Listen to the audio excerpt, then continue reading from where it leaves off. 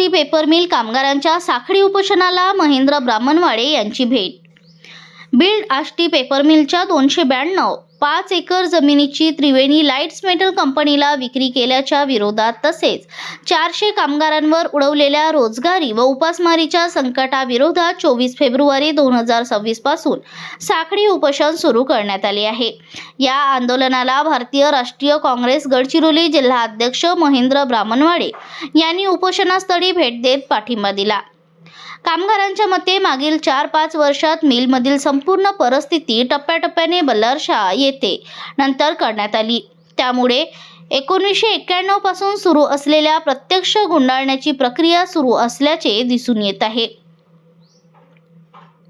Mill व्यवस्थापनाने कोणतीही पूर्वसूचना न देता 292 एकर जमीन परस्पर विक्री केल्याचा आरोप कामगारांनी केला आहे। पेपर मिल संकुलात नव्या समूहाकडून स्वच्छता, गुरव दुरुस्ती व इतर कामे सुरू असल्याने प्लांट पूर्णपणे बंद करण्याचा डाव असल्याची शंका कामगार संघटनेने व्यक्त केली आहे।